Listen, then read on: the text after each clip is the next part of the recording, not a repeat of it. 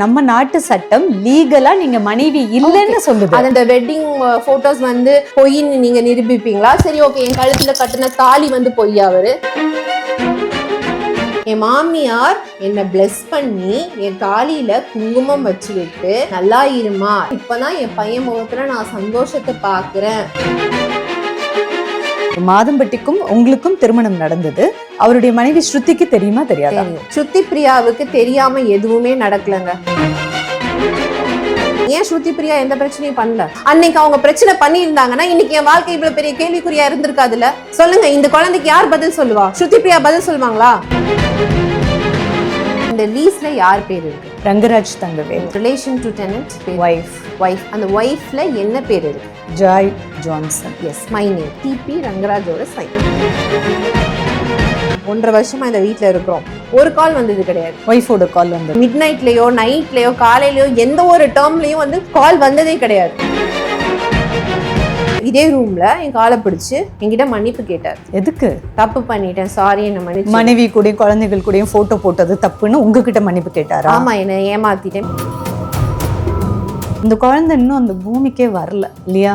அந்த உயிர் என்ன பாவம் பண்ணுச்சு? இங்க நான் உன்னை அட்ரஸ் பண்ணணும்னு ஆசைப்படுறேன். குழந்தை வேணும்னு ஆசைப்பட்டு அழுக வைக்கணும்னு இந்த கேள்வி கேட்கல. ஆக்சுவலா குழந்தை வேணும்னு ஆசைப்பட்டது நான் இல்லை, என் ஹஸ்பண்ட் மாதம்பட்டி ரங்கராஜ். 2023 இருந்து அவர் கேட்ட ஒரே விஷயம், எனக்கு ஒரு பெண் குழந்தை வேணும். இதை வந்து அபார்ட் பண்ணணும்னு இருந்தார். அதாவது அபார்ட் பண்ணணும்னு இவர் மட்டும் நினைக்கல. போனை வந்து இந்த ஸ்பாட்ல உடச்சு போட்டாரு. சண்டேல உடச்சு போட்டாரு. அங்க ரூம்ல போய் ஐபேட் எடுத்து உடச்சு போட்டாரு. ஏன்னா 2ல தான் என்னோட கான்டென்ட் எல்லாம் இருக்கு. போட்டோஸ், வீடியோஸ் எல்லாமே அதுல தான் இருக்கு. ஸோ அதை அவரோட சொத்து பணத்துக்காக தான் ஜாய் வந்து இப்படி எல்லாம் பிளாக்மெயில் பண்றாங்க குழந்தைய வச்சுன்னு சொல்றாங்க. எனக்கு சொத்து வேண்டாம், என் குழந்தைக்கு பதில் வேணும், இனிஷியல் வேணும். மாதம்பட்டி ரங்கராஜோட சோர்ஸ்ல இருந்து எனக்கு ஒரு கால் வந்துச்சு. 1 டைம் செட்டில்மெண்ட் கொடுத்து இதை வந்து எண்ட் பண்ணணும்னு நினைக்கிறாங்க. அப்படி யாராவது எவனாவது வந்தா செருப்ப கழட்டி அடிப்பேன்னு சொல்லுங்க. ஸோ மாதம்பட்டி ரங்கராஜ், அதாவது பிரைம் மினிஸ்டர், சீஃப் மினிஸ்டர், இவங்களோட நிகழ்ச்சிகள்லாம் மாதம்பட்டி ரங்கராஜோட சமையல் தான். அது மட்டும் இல்லை, சினிமா பிரபலங்கள், பெரிய பெரிய செலிபிரிட்டி வீட்டு ஃபங்க்ஷன் எல்லாமே இவருடைய சமையல் தான். இவ்வளோ ஒரு ஸ்ட்ராங்கான கான்டாக்ட் பேஸ் இருக்கக்கூடிய ஒரு பர்சன். சினிமா மட்டும் இல்லை, பொலிட்டிக்கலி. ஸோ இவரை நம்ம டச் பண்ணுறோமே, ஒரு கம்ப்ளைண்ட் ரைஸ் பண்ணுறோமே அப்படிங்கிறத நல்லா யோசிச்சு தான் வெளியில் வந்தீங்களா கம்ப்ளைண்ட் ரைஸ் பண்ண? இப்போது நான் சொல்கிறேன், நான் ஃபைட் பண்ணுற ஒரே ஒரு ரீசன் இந்த குழந்தைக்காக எனக்கு பதில் வேணும். அதுதான் நான் வந்து ஃபைட் பண்ணிட்டு இருக்கேன். அவருக்கு பிஎம் தெரியும், சிஎம் தெரியும். ஓகே, நான் என்ன கேட்குறேன், அப்போ வந்து ஒரு நார்மல் ஆடியன்ஸ், பப்ளிக் ஆடியன்ஸ் வந்து இந்த மாதிரி ஒரு பொண்ணு ப்ரெக்னென்ட் ஆயிடுச்சு, ஹஸ்பண்ட் விட்டுட்டு போயிட்டாரு, இப்போ குழந்தைக்கு எந்த ஒரு பதிலும் சொல்லவில்லை அப்படிங்கிறத நான் போய் பிஎம் கிட்ட அட்ரஸ் பண்ணால் உமனுக்காக வந்து பிஎம்ஓ சிஎம்ஓ வந்து நிற்க மாட்டாங்களா? உமனுக்கு ஒரு பிரச்சனைனா அதை வந்து இந்த கவர்மெண்ட் அட்ரஸ் பண்ண மாட்டாங்களா? கண்டிப்பாக பண்ணி தானே ஆகும். அது வந்து இன்ஃப்ளூயன்ஸ்னால வந்து பிஎம் இது பண்ணிடுவாங்களா, இல்லை சிஎம் இது பண்ணிடுவாங்களா? அப்போ என்ன மாதிரி பாதிக்கப்பட்ட பொண்ணுங்களுக்கு யார் வந்து பதில் சொல்வா? அப்போ இந்த கவர்மெண்ட் பதில் சொல்லாதா? சொல்லி தானே ஆகணும். நீங்கள் வந்து இப்போ ரீசெண்டாக ஒரு வீடியோ ஷேர் பண்ணியிருந்தீங்க மாதம்பட்டி ரங்கராஜோட, அவரோட பர்சனல் ஃபேஸ் ஆஃப் வீடியோ. நம்ம எல்லாருக்குமே ஒரு அந்தரங்க முகம் இருக்கும். யாரும் அந்த அந்தரங்க முகம் வந்து வெளியில் தெரியக்கூடாது அப்படின்னு தான் நினைப்பாங்க இல்லையா? எனக்கு துரோகம் பண்ணிட்டாரு மாதம்பட்டின்னு நீங்கள் சொல்லி ஒரு கம்ப்ளைண்ட் ரைஸ் பண்ணுறீங்க, அது வேறு விதம். ஆனால் ரிவெஞ்ச் எடுக்கிற மாதிரி அவரோட வீடியோ, பர்சனல் வீடியோவை ரிலீஸ் பண்ணும்போது அவரோட ஈகோவை டச் பண்ணும்போது, இப்போ நீங்கள் சேர்ந்து வாழணும் அப்படின்னு நினைக்கிறீங்கல்ல, இந்த வீடியோ ரிலீஸ் பண்ணும்போது அது சேர்ந்து வாழணுன்ற ஒரு டேமையே கில் பண்ணாதா? இத்தனை நாள் என் கூட வாழ்ந்திருக்காரு, பொண்டாட்டின்னு சொல்லி தான் எல்லா இடத்துலையும் அவர் என்னை அட்ரஸ் பண்ணுறாரு. ஏதோ ஒரு பப்ளிக்காக இருக்கட்டும், இல்லை நாங்கள் ஒரு டின்னர் டேபிளில் இருக்கும் போது அவங்களோட பிஸ்னஸ் பார்ட்னர் வரட்டும், என்னை வந்து மை ஒய்ஃப் ஜாயின் தான் என்னை வந்து இன்ட்ரோ பண்ணுறாரு. யாருக்கிட்டையும் அவர் வந்து ஜாயின் வெறுமனையாக அவர் இன்ட்ரோ பண்ணலையே. என்ன ஒய்ஃப்னு தானே அந்த டேக்லைன் அவர் தானே கொடுத்தாரு. அது அவர் தான் இது பண்ணார். அப்படி இருக்கும் ஒரு பட்சத்தில் என்ன அவர் அட்ரஸ் பண்ணியிருக்காரு அப்படிங்கிறது, ஏன்னா பப்ளிக் ஆடியன்ஸுக்கு தெரியல. ஜாய் மட்டும் தான் போஸ்ட் போட்டுட்டு இருக்கா, ஜாய் மட்டும் தான் போஸ்ட் இருக்கா, ஃபோட்டோஸ் போட்டிருக்கா அப்படின்னு. ஆனால் எங்களுக்குள்ள அந்த கான்வர்சேஷன் நான் ஏன் எடுத்துகிட்டு வந்தேன்னா ரிவெஞ்சுக்கு கிடையாது. அதுக்கு முந்தின நாள் விஜய் அவார்ட் ஷோ நடந்திருக்கு, ஓகேவா? எதுவுமே தெரியாமல் அவர் வந்து ஃபர்ஸ்ட் ஒய்ஃப் ஸ்ருதி பிரியாவை கூட்டிட்டு போயிருக்காரு. ஓகே, அதை பத்தி நான் எதுவும் பேச விரும்பல. பட் இதே விஜய் அவரு மாதம்பட்டி அவர் ஒய்ஃப் தானே விஜய் அவார்ட்ஸ்க்கு இல்ல கூட்டிட்டு போக அதே முடியும். விஜய் அவார்ட்ஸ்க்கு லாஸ்ட் இயர் என்ன கூட்டிட்டு போயிருக்காரு, விஜய் டிவில இருக்கிற எல்லாருக்கும் ஜாய் என்னோட ஒய்ஃப்னு வந்து இன்ட்ரோடியூஸ் பண்ணியிருக்காரு. விஜய் டிவில இருக்கிற எல்லாருக்குமே தெரியும் ஜாய் அவரோட ஒய்ஃப்னு தெரியும். அதுவும் வாங்கியிருக்காரு. பாருங்க பின்னாடி பாருங்க சிவசங்கரி, அங்க விஜய் அவார்ட்ஸ்க்கு போய் லாஸ்ட் இயர் வாங்கின அவார்ட் ஃபங்க்ஷன். ஸோ இதை அவர் இது 24ஓட விஜய் அவார்ட்ஸ். ஆமா. ஸோ இதை அவர் டினே பண்ண முடியாதுல்ல. அப்போ இது சீசனல் சேஞ்ச் ஓவரா, அங்கிருந்து இங்கிருந்து அங்க ஜம்ப் பண்றதுக்கு அதுக்கு என்னோட வாழ்க்கையை நான் இது பண்ண முடியாதுல்ல. Because I have a child. இந்த குழந்தைக்கு பதில் பழிக்கு பழியா கோபமா, அதை எப்படி எடுத்துக்கிறது? லைக் பழிக்கு பழின்னு நான் சொல்ல மாட்டேன். கோபம் என்னோட இதில் இருக்கிற என்ன சொல்ல எமோஷ்னல் இது நான் இப்போவும் சொல்கிறேன். எனக்கு அவர் மேலே ஒரு எமோஷ்னல் கனெக்ட் இருக்க தான் செய்யுது. நான் அதை வந்து டினை பண்ண மாட்டேனே. பட் என்னன்னா ஃபேஸ் டு ஃபேஸ் பண்ணட்டுமே. ஃபேஸ் டு ஃபேஸ் வந்து என்கிட்ட வந்து பேசணும், இல்லை ஃபேஸ் டு ஃபேஸ் ஒரு சொல்யூஷன் கொடுக்குறோம். அதை எதையும் பண்ணாமல் இன்னைக்கு நான் ஒரே ஒரு கேள்வி கேட்குறேன். மாதம்பட்டி ரங்கராஜால ஓடவும் முடியாது, ஒளியவும் முடியாது. கரெக்டா? பிகாஸ் எல்லாருக்குமே தெரியும் மாதம்பட்டி ரங்கராஜுக்கு 2 மனைவி இருக்காங்க. ஒன்று Shruti Priya, second wife Joy. Joy என்ன இருக்காங்க, பிரெக்னெண்டா இருக்காங்க. 7வது மாசம் பிரெக்னென்ட். அந்த குழந்தைக்கு பதில் இல்லை. அந்த குழந்தைக்கு பதில் வேணும் தான் இப்போ வரைக்கும் நான் போராடிட்டு இருக்கேன், ஃபைட் பண்ணிட்டு இருக்கேன், அவரை ரீச் பண்ண ட்ரை பண்ணி. இல்ல ஜாய், இப்போ நீங்க தான் 2வது மனைவி அப்படின்னு சொல்றீங்க. பட் நம்ம நாட்டு சட்டம் லீகலா நீங்க மனைவி இல்லைன்னு சொல்லுது. நான் வாழ்ந்திருக்கிறேன் 2 வருஷம் அவரோட பொண்டாட்டியா வாழ்ந்திருக்கிறேன். சரி ஓகே, அந்த வெட்டிங் போட்டோஸ் வந்து பொய்ன்னு நீங்க நிரூபிப்பீங்களா? சரி ஓகே, என் கழுத்துல கட்டின தாலி வந்து பொய்யா, அவரு இதுல வச்ச குங்குமம் பொய்யா? நீங்க இல்ல நீங்க தாலி எடுத்து காமிக்கிறீங்க. ஆனா சட்டம் லீகலா ஸ்ருதியோட கணவர் எப்படி ஜாயோட கணவர் ஆக முடியும்னு கேக்குது.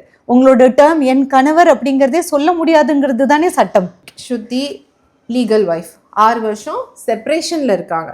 அது வந்து அவங்க 2 பேரும் ஒன்னாவும் இல்லை. ஓகேவா? நானும் அவங்க வீட்டுக்கு போயிருக்கேன், என்னோட மாமனார் மாமியாரோட பேசியிருக்கேன். கோயம்புத்தூர்ல. ஓகேவா? மாதம்பட்டி ரங்கராஜோட பிறந்த வீட்டுக்கு போயிருக்கீங்க? போயிருக்கேன். அவங்க அம்மா அப்பாவை மீட் பண்ணிருக்கீங்களா? ஆமா, எல்லாருக்குமே தெரியுமே. அவங்க அக்செப்ட் பண்ணிக்கிட்டாங்களா? உங்களை ஏத்துக்கிட்டாங்களா? ஆமா, அக்செப்ட் பண்ணிக்கிட்டாங்க. இப்போ என் கணவர் இருந்து என்னை வந்து தாலி கட்டி குங்குமம் வைக்கிறாரு.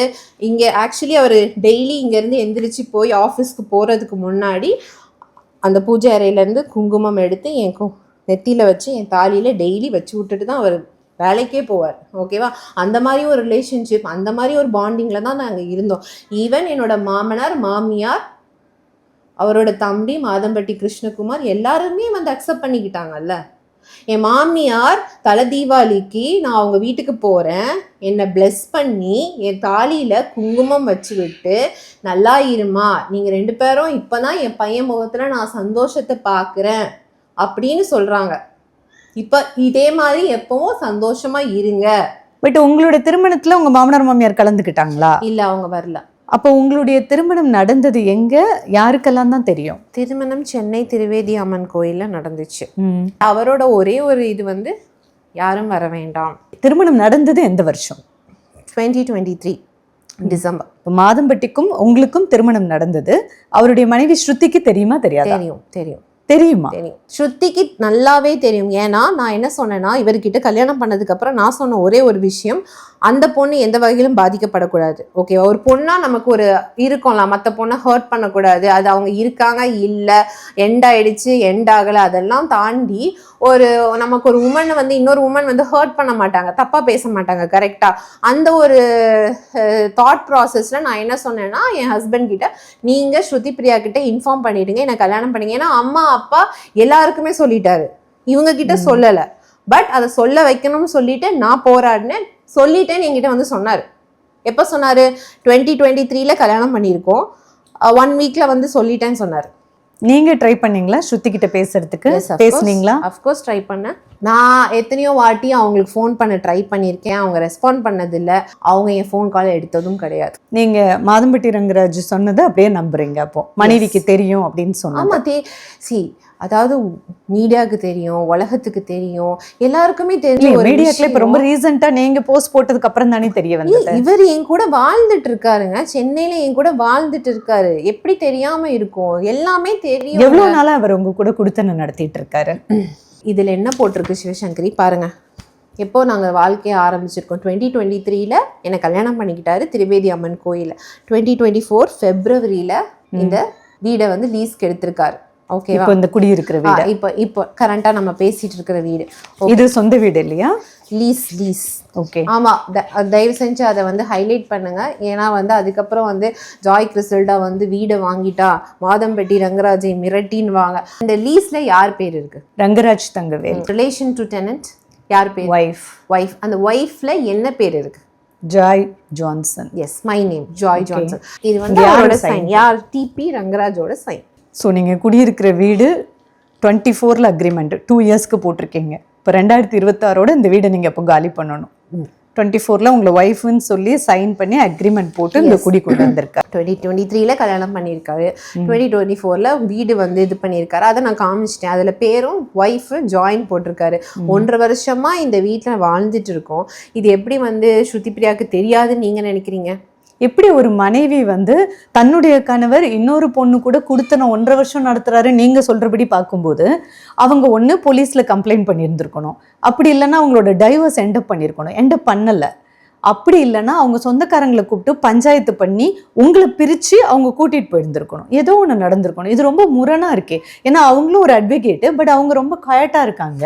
அதே நேரம் அவங்களோட இன்ஸ்டாகிராம் பேஜில் என்ன இருக்குன்னா மாதம்பட்டி ரங்கராஜோட ஒய்ஃப் அப்படின்றத குறிப்பிட்டிருக்காங்க. ஆனால் அவங்க ஃபோட்டோஸ் அவங்களும் ஃபேமிலி ஃபோட்டோஸ் போடுறாங்க, ஹாப்பியாக இருக்குன்றாங்க. அதாவது அவங்களுக்கு எல்லாமே தெரியும். நான் வந்து அதை வந்து யாராலையும் டினை பண்ண முடியாது. பப்ளிக்கு வேணா வந்து ஐயோ பாவம் அவங்களுக்கு தெரியாது, அவங்களுக்கு தெரியாம இந்த கல்யாணம் நடந்திருக்கு, திருட்டு கல்யாணம், இல்லை வந்து அவங்கள ஏமாத்திட்டாங்க, அப்படி அவங்க ஒரு அப்பாவி. பட் என்னோட பாயிண்ட்டை ஸ்ருதி பிரியாவுக்கு தெரியாம எதுவுமே நடக்கலைங்க. ஸ்ருதி பிரியாவுக்கு அவர் வந்து ரங்கராஜ் வந்து இன்ஃபார்ம் பண்ணிட்டாரு, நாங்கள் 2 பேரும் கல்யாணம் பண்ணிக்கிட்டோம். இதே ரங்கராஜ் என்கிட்ட வந்து சொல்கிறாரு, தங்கம் அட்ரஸ் பண்ணுறேன், ஏன்னா அவர் வந்து என்னை வந்து தங்கம் பப்பு பாப்பான்னு தான் கூப்பிடுவார். ஓகேவா? பொண்டாட்டி அதில் வந்து சொல்லுவார், எப்போவுமே அப்படி தான் பேசுவார். அவர் வந்து சொல்கிறாரு, தங்கம் நான் அவர்கிட்ட சொல்லிட்டேன், அவளுக்கு எந்த பிரச்சனையும் கிடையாது. அப்போ நான் இதுக்கு முன்னாடியே நான் அவரை வந்து நிறைய கேள்விகள் கேட்பேன். ஏன் சைலண்ட்டாக இருக்காங்க? ஆப்வியஸ்லி ஒரு பொண்ணுக்கு இருக்கும்ல, எனக்கு இருக்கும்ல, ஏன் சைலண்டாக இருக்காங்க, எதை பற்றியும் கேட்க மாட்டாங்களா அப்படிங்கிறப்ப, இல்லை அவளுக்கு வந்து எந்த இஷ்யூமே கிடையாது, நான் எப்படி வேணாலும் போனாலும் அவளுக்கு எந்த இஷ்யூ கிடையாது, நான் கல்யாணம் பண்ணிட்டு சொல்லிட்டேன், அவங்க எந்த பிரச்சனையும் பண்ணல அப்படின்னா. சரி, நான் அதை நான் நம்பி தானே நான் வந்து ஒரு லைஃப்பை லீட் பண்ணிட்டு இருக்கேன். அப்போ ஸ்ருதி பிரியாவுக்கு தெரியும், ரங்கராஜ் கன்ஃபர்ஸ் பண்ணிட்டாரு, என்னை கல்யாணம் பண்ணிக்கிட்டேன், ஏன் ஸ்ருதி பிரியா எந்த பிரச்சனையும் பண்ணல? அப்போ வந்து ஸ்ருதி பிரியா வந்து சைலண்டாக இருந்தாங்கல்ல, ஏன் இருந்தாங்க? அப்போவே போலீஸ் கம்ப்ளைண்ட் கொடுத்துருக்கலாம், பிரச்சனை பண்ணியிருந்துருக்கலாம்.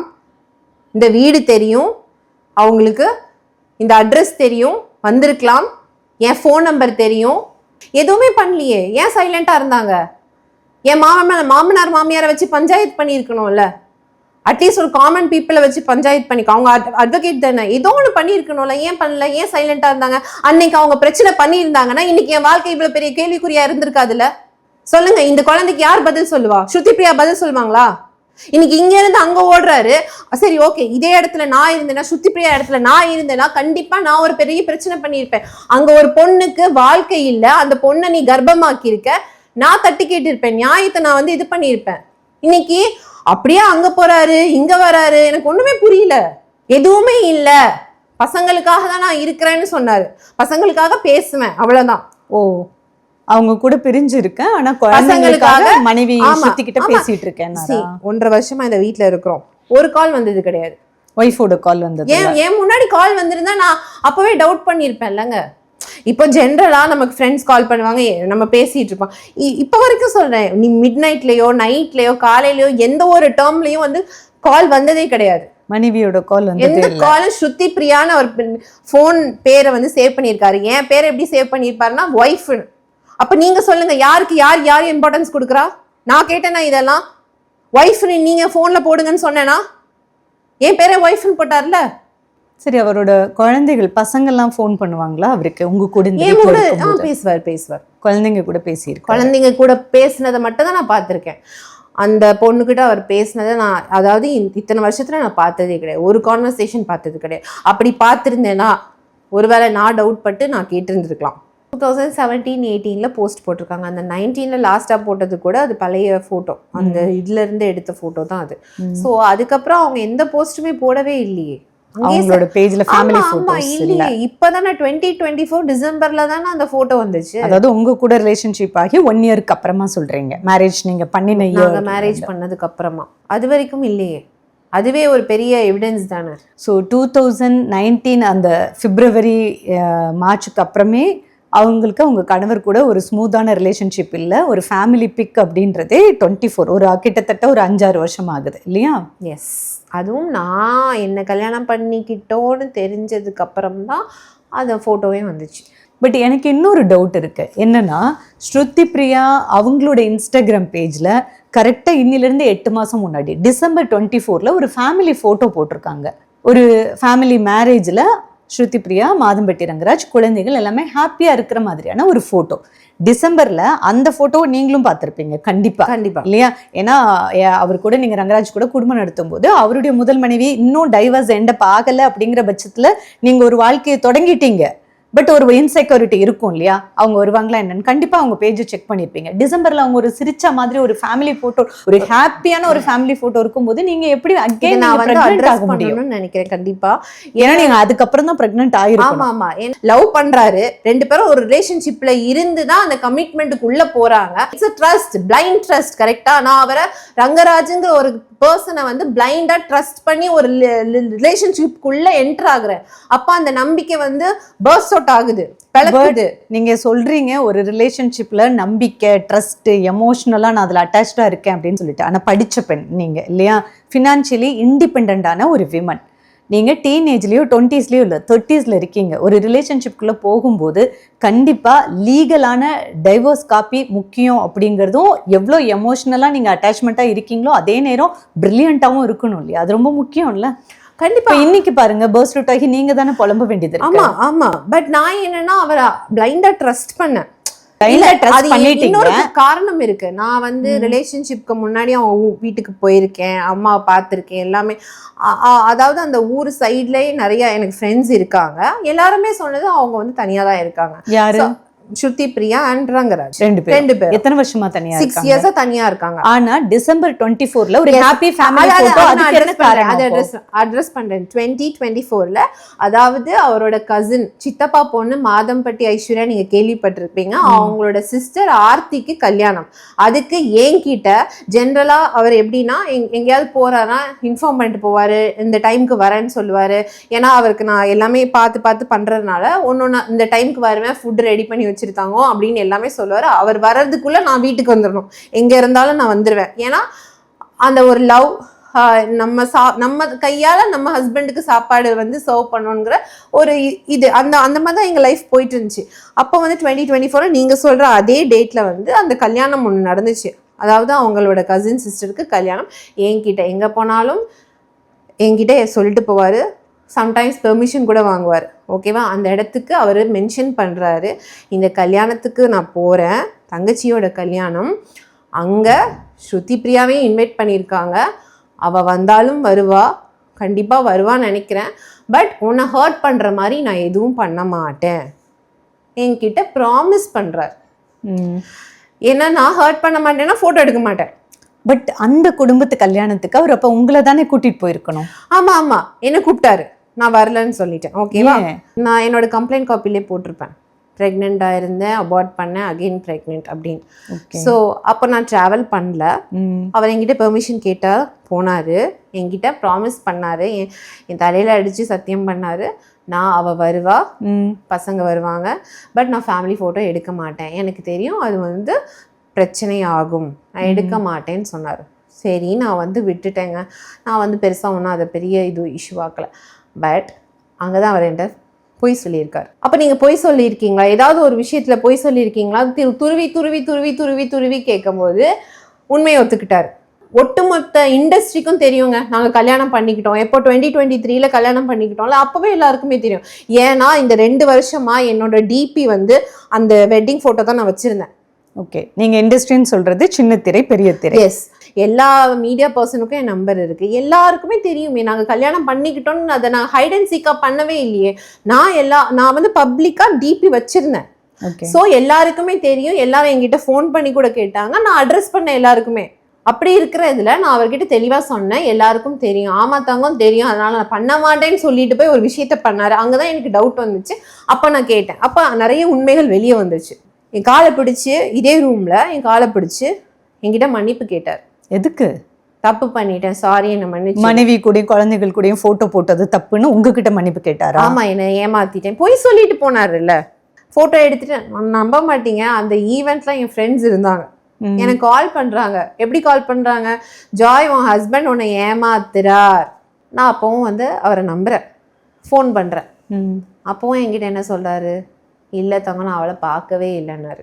ஹஸ்பண்டை கண்மூடித்தனமாக நம்புவீங்களா, ஃப்ரெண்ட்ஸை கண்மூடித்தனமாக நம்புறீங்களா? சரி, அப்போ கூட நான் அதை பெரிய இஷ்யூ ஆகலை. நான் அப்போ கூட என்ன நினச்சிட்டேன், ஓகே ஃபேமிலி கண்டிப்பாக ஒரு சர்க்கிளில் வரும்போது மீட் பண்ணுவாங்க, ஃபோட்டோ எடுக்க சுச்சுவேஷன் வரும் அப்படின்னு தான் இருந்தேன். பட் அங்கே என்ன அவரை சீட் பண்ணிட்டு தானே பண்ணியிருக்காரு.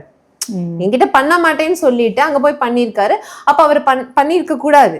ஸோ இங்கே வந்து ஒரு சண்டை நடந்துச்சு, ஃபைட் நடந்துச்சு. அதுக்கு அவர் கிளாரிஃபிகேஷன் கொடுத்தாரு, மன்னிப்பு கேட்டார், காலை பிடிச்சி இது பண்ணார். அப்போவும் அவர் என்ன சொல்கிறாருன்னா, உனக்கும் எனக்கும் நடுவில் யாரும் வரமாட்டாங்கன்னு எனக்கு வீட்டிலேருந்து ஒரு ஈவெண்ட்டுக்கு கிளம்பி போகும்போது ஆன் தி வேல காரில் மெசேஜ் பண்ணுறாரு. நான் இதே டேபிளில் இங்கே உட்காந்துட்ருக்கேன். சாரி தங்கம், இனிமேல் இந்த மாதிரி நடக்காது, என்னைக்கும் யாருக்காகவும் உன்னை நான் விட்டு கொடுக்க மாட்டேன். அப்போ இது பேர் என்ன? இது ஏமாத்துது தானே. அங்கேயும் உண்மையால, இங்கேயும் உண்மையால. உங்களுக்கு அப்போ ஒரு டவுட் வந்திருக்கணும் இல்லையா? அந்த டிசம்பர் 24 நம்ம கூட குடும்பம் நடத்துறாரு ஒரு வருஷமா. ஆனா அங்க போஸ்ட் ஒய்ஃப் வந்து ஹாப்பி ஃபேமிலி அப்படின்னு போட்டிருக்காங்க, ஹீரோ ஏஞ்சல்ன்ற மாதிரி போட்டிருக்காங்க. அப்போ கண்டிப்பா அந்த டவுட்ஸ் வரும்போது அகைன் பிரெக்னென்ட் ஆகணும் அப்படிங்கிற ஒரு டெசிஷன் இருக்குல்ல. ரிலேஷன்ஷிப் வேற, கமிட்மெண்ட் வேற. அதுவும் குழந்தைங்கிற கமிட்மெண்ட் வந்து ரொம்ப பெரிய விஷயம் இல்லையா? உங்களோட ரிலேஷன்ஷிப்ல ஒரு குழந்தைய பலிகடாக்குறதுங்கிறது ரொம்ப கஷ்டமா இருக்கு எனக்கே பார்க்கும்போது. இப்போ நீங்க ஒரு 7 மாசம் குழந்தைய வயிற்றுல வச்சுட்டு கமிஷனர் ஆஃபீஸ் போறீங்க, அந்த ரிலேஷன்ஷிப்ல அப்பா இவர் தான் சொல்றதுக்கு போராடுறீங்க அப்படின்னா, அந்த குழந்தைய பணைய வச்சு நீங்க அந்த டவுட் ஏற்கனவே வந்த போது நீங்க ஏன் அகைன் பிரெக்னென்ட் ஆனீங்கன்னு எனக்கே டவுட்டா இருக்கு. இந்த குழந்தை இன்னும் அந்த பூமிக்கே வரல இல்லையா? அந்த உயிர் என்ன பாவம் பண்ணுச்சு? கரெக்ட். இங்கே நான் உன்னை அட்ரஸ் பண்ணணும்னு ஆசைப்படுறேன். குழந்தை வேணும்னு ஆசைப்பட்டு அழுக வைக்கணும்னு இந்த கேள்வி கேட்கல ஆக்சுவலா. It's okay. குழந்தை வேணும்னு ஆசைப்பட்டது நான் இல்லை, என் ஹஸ்பண்ட் மாதம்பட்டி ரங்கராஜ். எப்போ? 2023. ஓகேவா? என்னோட இன்டென்ஷன் வந்து இவரை கல்யாணம் பண்ணணும், இல்லை நான் லைஃப்பில் செட்டில் ஆகணும், இதெல்லாம் எதுவுமே கிடையாது. நான் பாட்டுக்கு நார்மலாக இருந்தேன். இவர் தான் வந்தார், கல்யாணம் பண்ணணும்னு ஆசைப்பட்டார், எல்லாமே என்னை ஒரு கமிட்மெண்ட்குள்ளே தள்ளி விட்டார். ஓகேவா? 2023 அவர் கேட்ட ஒரே விஷயம், எனக்கு ஒரு கேர்ள் பேபி வேணும், எனக்கு ஒரு பெண் குழந்தை வேணும், நம்ம அதை பிளான் பண்ணலான்னாரு. ஸோ என்ன அந்த ஒரு தாட் ப்ராசஸ்க்குள்ளே தள்ளுனதே அவர் தான். அவர் ரொம்ப ஆசைப்பட்டார், குழந்தை வேணும், குழந்தை வேணும், கேர்ள் பேபி வேணும். சரி, இப்படி ஆசைப்பட்டு குழந்தை வேணும்னு கேட்டவர் ஏன் ஒரு புள்ள தச்சியை விட்டுட்டு போனோம்? அவர் தான் 2023 ஆசைப்பட்டாரு. இப்போ 2025 இந்த குழந்தைய வந்து வேண்டான்னு சொல்றதும் இதே மாதம்பட்டி ரங்கராஜ் தான். ஏன் அதுக்கு பின்னாடி இவர் மட்டும் கிடையாது, அவருக்கு பின்னாடி நிறைய மிஸ்கைடன்ஸ் இருக்காங்க. ஆசைப்பட்ட ஒருவர் எப்படிங்க வந்து வேண்டான்னு சொல்லுவாங்க? மனுஷ மனம் எப்போ வேணா மாறும்ன்றது நம்ம படித்தது, பார்த்தது, தெரிஞ்சது தானே. இப்போ டிசம்பரில் அந்த ஹாப்பி ஃபோட்டோ, அவருடைய ஸ்ருதி அவருடைய மனைவி ஸ்ருதியோட ஒரு ஃபேமிலி ஃபோட்டோ, ஹாப்பியாக ஒரு ஃபோட்டோவை நீங்கள் சோஷியல் மீடியாவில் பார்த்ததுக்கப்புறமா அவர் 23 கேட்ட குழந்தைய 25 நீங்கள் ப்ரெக்னென்ட் ஆகணும் அப்படின்ற ஒரு டெசிஷன் எடுக்கிறீங்க இல்லையா? இந்த டிசிஷன் நாங்கள் எப்போவோ எடுத்தது. 2023 டிசிஷன் எடுத்தோம். 2024 வந்து ப்ராசஸ் பண்ணோம். எனக்கு ஃபர்ஸ்ட் மிஸ்கேரேஜ் ஆச்சு. அப்போல்லாம் எமோஷ்னலி அவரும் அழுதார் மிஸ்கேரேஜ் ஆகும்போது. எப்போ?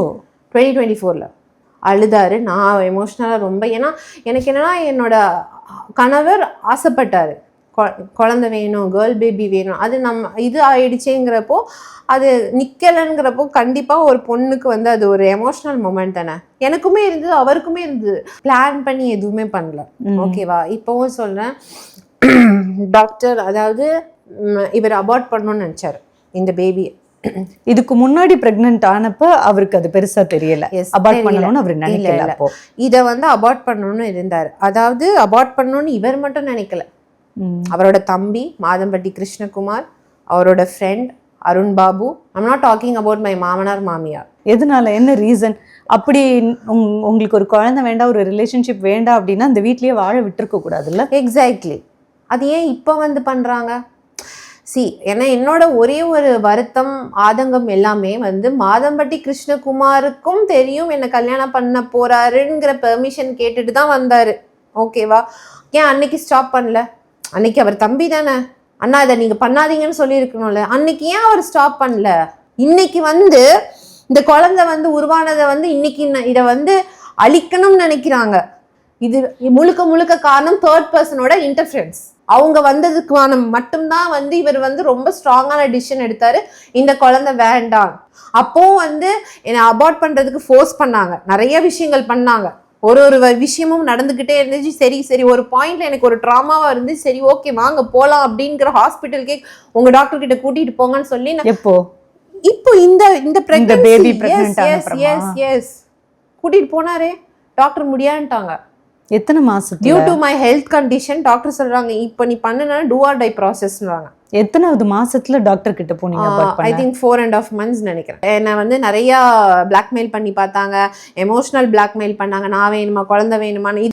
இல்லைங்க, ஒரு குழந்தை ஃபார்மாருன்றது நீங்கள் சின்ன பிள்ளைங்க கிடையாது இல்லையா? குழந்தை பெற்றுக்கணுமா வேணாமான்னு 2 அடல்ட்டு சேர்ந்து டிசைட் பண்ணுற ஒரு விஷயம்தான். அதை தான் நான் ஆல்ரெடி சொன்ன மாதிரி டீனேஜோ 20sலையும் இல்லை, your at 30s, he is at 40s இல்லையா? ஸோ ஒரு பேபி வேணுமா வேணான்னா ப்ரொடெக்ஷன் பிளான்ஸ் எவ்வளவோ இருக்குது. அப்போ 2 பேரும் சேர்ந்து பிளான் பண்ணாமல் அந்த பேபி ஃபார்ம் ஆக முடியாது.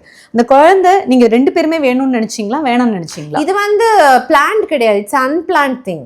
ப்ரெக்னன்சி கன்ஃபார்ம் பண்ண ஒரு விஷயத்த மாதம்பட்டி ரங்கராஜ் கிட்ட சொல்லும்போது அவர் எப்படி ரியாக்ட் பண்ணார்? ஓகேங்கிற ஒரு மைண்ட் செட்டுக்கு வரும்போது இந்த 2 பேர் இருக்காங்களா அவர் பின்னாடி, அவங்க 2 பேருமே வந்து அவரை ஸ்க்ரூ பண்ணுறாங்க.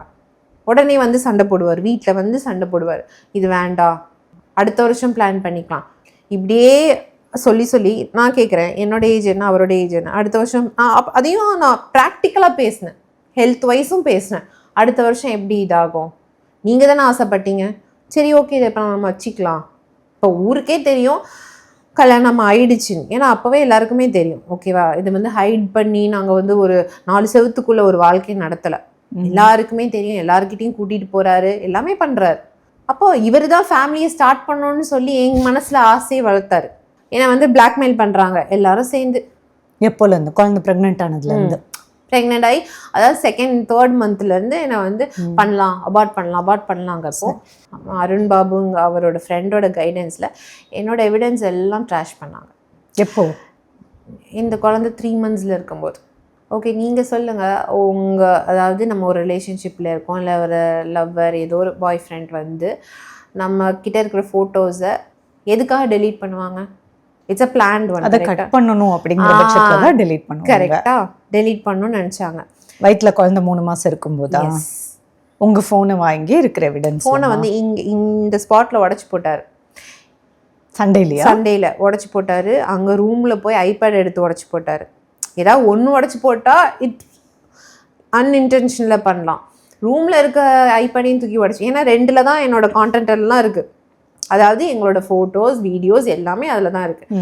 டெலீட் பண்ணிட்டாரு. என்கிட்ட iCloudல இருந்து பாஸ்வேர்ட் கேட்குறேன். கண்டிப்பாக ஒரு ஹஸ்பண்டை நம்பி நான் எல்லாமே கொடுப்பேன் கரெக்டாக. அதில் வந்து நிறைய ஃப்ரெண்ட்ஸ் திட்டுனாங்க, எதுக்கு கொடுத்தேன். நான் அப்போவும் சொல்கிறேன், புருஷன்கிட்ட கொடுக்குறதுல என்ன தப்பு இருக்குது அப்படின்னு சொல்லிட்டு நான் டிரான்ஸ்பரண்ட்டாக கொடுத்தேன். அதை கொடுத்ததுக்கான பரிசு என்னன்னா எல்லாத்தையும் ட்ராஷ் பண்ணி ஃப்ளாஷ் பண்ணிட்டாங்க. என்னால் எடுக்கவே முடியலையே. ஸோ அங்கே என்ன இன்டென்ஷனில் அவங்க அதை பிரேக் பண்ணாங்க? நீங்கள் குழந்தை பெற்றுக்க கூடாது, லீகல் ஆகிடக்கூடாது. நீங்கள் சொல்கிற மாதிரி அவர் வந்து கல்யாணம் பண்ணிக்கிட்டாரு, அது உண்மை, அது அவரால் டினை பண்ண முடியாது. என் கூட வாழ்ந்த வாழ்க்கை உண்மை, அதையும் டினை பண்ண முடியாது. இப்போ இந்த குழந்தை வந்துருச்சுன்னா பட் அதெல்லாம் கடந்து போக முடியும், குழந்தைய கடந்து போக முடியாது. ட்ராமால என்ன தள்ளுனாரு, எமோஷனல் பிளாக்மெயில் பண்ணாரு, நான் வேணுமா குழந்தை வேணுமா டிசைட் பண்ண. ஒரு மாதிரி பாஸ்ட் ஃபியூ மந்த்ஸ் எனக்கு ரொம்ப ட்ராமாவா இருந்தது. நம்ம பிரெக்னன்சில என்ன பண்ணோம், ஹாப்பியா இருக்கணும், அந்த ஹாப்பினஸே இல்லை எனக்கு. சரி வாங்க போகலான்னு நான் வந்து ஹாஸ்பிட்டலுக்கு கூட்டிகிட்டு போகிறாரு, அவரோட டாக்டர் கிட்ட கூட்டிகிட்டு போகிறாரு. அங்கேயும் சொல்கிறேன் என்னை ஒய்ஃப்னு தான் சொல்கிறாரு. The doctor knows we both are married, ஒய்ஃப்ன்றாரு, எல்லாமே சிக்னேச்சர் எல்லாமே போடுறாரு. அங்கே டாக்டர் சொல்கிறாங்க, இல்லை ரங்கராஜ் உங்களுக்கு உங்கள் ஒய்ஃப் வேணும்னா இதை பண்ண முடியாது, it's a do or die ப்ராசஸ்ன்ட்டாங்க. சரி ஓகேன்னு வெளியே வந்துட்டார். வந்துட்டு இந்த சோஃபாவில் உட்காந்துருக்காரு, நானும் அங்கே உட்காந்துட்ருக்கேன். கோவம் வருது அவருக்கு. ஏன்? குழந்தை வயித்துல இருக்கு, அழிக்க முடியாது, இனிமேல் அழிக்க முடியாது. அங்கே அவர் ரொம்ப அக்ரெசிவ் ஆகுறாரு. ஹாஸ்பிட்டல் ஓகேன்னு சொல்லிட்டு வந்துட்டார், டாக்டர் கிட்ட ஃபைட்லாம் பண்ணல, இங்கே வந்து அக்ரெசிவாக இது பண்ணுறாரு. அப்போது நான் வந்து இதே சோஃபாவில் இங்கே உட்காந்துருக்கிறாரு, நான் இங்கே உட்காந்துருக்கேன், அவர் அங்கே உட்காந்துருக்காரு. அப்போது நான் சொல்கிறேன், பரவாயில்ல, டூ ஆர் டை ப்ராசஸா, இட்ஸ் ஓகே, வாங்க பண்ணிக்கலாம், நான் ரிஸ்க் எடுக்கிறேன்னு சொன்னேன்.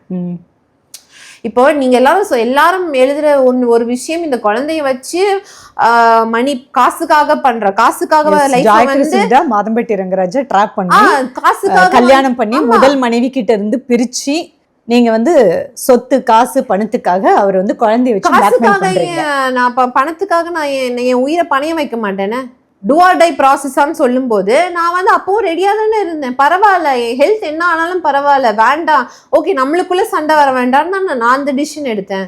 அப்ப கூட பண்ணணும், அப்ப கூட நான் ரிஸ்க் எடுக்கிறதுக்கு தயாரும் தான் சொன்னேன். அவரோட கோவத்தை பார்த்து அப்படி பண்ணிட்டீங்களா? அப்புறம் என்ன ஆச்சு? அப்போ அதுக்கப்புறமும் நிறைய சண்டைகள் வரும். இப்பவும் நான் சொல்றேன், நான் கமிஷனர் ஆஃபீஸ்க்கு ஏன் போனீங்கன்னு நிறைய பேர் கேட்குறீங்க. நான் அவ்வளோ வெயிட் பண்ணேங்க, 1.5 months நான் ட்ரை பண்ணேன், ரீச் பண்ணேன். நான் வந்து அதாவது இன்னைக்கு இதே இடத்துல அவர் வந்து உட்காந்து பேசியிருந்தா இங்க எந்த பிரச்சனையுமே ஆயிருக்காது. தேர்ட் பர்சனோட கைடன்ஸ், அவன் சொல்றான் இவன் சொல்றான்னு கேட்டு அவரா ஒண்ணு வந்து இது பண்ணி ஹோல்டு பண்ணி வச்சுட்டு இருக்காருல்ல, அதனாலதான் பிரச்சனை ஆச்சு. அதனாலதான் இங்க இது வந்து மெஸ்ஸியா போயிட்டு இருக்கு. இதற்கு ஒரே ஒரு காரணம் ஜாய் கிறிசல்டா கிடையாது, மாதம்பட்டி ரங்கராஜ். நான் இப்பவும் இந்த குழந்தைக்காக ஃபைட் மட்டும் தான் பண்றேன், காசுக்காக எதையுமே பண்ணல. சரி ஓகே, காசுக்காக பண்றவ நீங்க சொல்லுங்க, காசுக்காக பண்றவ சைலண்டா காசு வாங்கிட்டு போயிடுவாள், பிரச்சனை பண்ண மாட்டாளே. ஏன் நான் வெளியே வரணும்? கமிஷனர் ஆஃபீஸ்க்கு நான் ஏன் வரணும்? கமிஷனர் ஆஃபீஸ்க்கு வந்தா அவரோட மானம் போகும், என்னோட மானம் போகும். அதையும் தாண்டி நான் வந்தேன்னா யாருக்காக? இந்த குழந்தைக்கான ஒரு பதில் வேணுங்கிறதுக்காக. இப்பவும் சொல்றேன், என்னோட இன்டென்ஷன் அவரை பழி வாங்கணுமோ அவரை அசிங்கப்படுத்தணும் என்னோட இன்டென்ஷன் கிடையவே கிடையாது. மாதம்பட்டி ரங்கராஜ் இப்போ 5 நிமிஷம் வந்து பேசினா கூட இது சார்ட் அவுட் ஆகும். பிடிச்சு வச்சிருக்காங்க அவரை. உங்களுக்கு மாதம்பட்டி ரங்கராஜ் உங்ககிட்ட வந்து இப்ப பேசுனா போதுமா? ஆனா எழுதுறவங்க பேசுறவங்க எல்லாம் அவரோட சொத்து பணத்துக்காக தான் ஜாய் வந்து இப்படி எல்லாம் பிளாக்மெயில் பண்றாங்க குழந்தைய வச்சுன்னு சொல்றாங்களே. அவர்கிட்ட என்ன சொத்து இருக்கு? எனக்கு சொத்து வேண்டாம், என் குழந்தைக்கு பதில் வேணும், இனிஷியல் வேணும். இந்த குழந்தைக்கு அப்பா ரங்கராஜ், அது மட்டும், அதுக்காக மட்டும்தான் நான் வந்து ஃபைட் பண்ணிட்டு இருக்கேன். ஒரு பொண்ணு வெளியே வந்து அவளோட தன்மானத்தை அவளோட இதை எல்லாத்தையும் விட்டு பப்ளிக்ல அவ வந்து எவ்வளவு வந்து கீழ்த்தரமா அவளை பேசுவாங்கன்னு தெரிஞ்சும் அவ தைரியமா வெளியே வந்து நிக்கிறான்னா அவ காசுக்காக இல்ல. காசுக்காக வரவ எப்படி தெரியுமா? சைலண்டா காசு மட்டும் வாங்கிட்டு போயிடுவா. இங்க நான் ஒரு விஷயம் சொல்லணும்னு நினைக்கிறேன். காசு காசுன்னு சொல்றாங்கல்ல, இதே மாதம்பட்டி ரங்கராஜோட சோர்ஸ்ல இருந்து எனக்கு ஒரு கால் வந்துச்சு. அவங்க பேசிட்டு இருக்காங்க, அங்க உங்களுக்கு லைஃப் டைம் செட்டில்மெண்ட் கொடுக்கணும், 1 time செட்டில்மெண்ட் கொடுத்து இதை வந்து எண்ட் பண்ணணும்னு நினைக்கிறாங்க. ஒரே ஒரு வார்த்தை தான் சொன்னேன், அப்படி யாராவது எவனாவது வந்தா செருப்ப கழட்டி அடிப்பேன்னு சொல்லுங்கன்னு.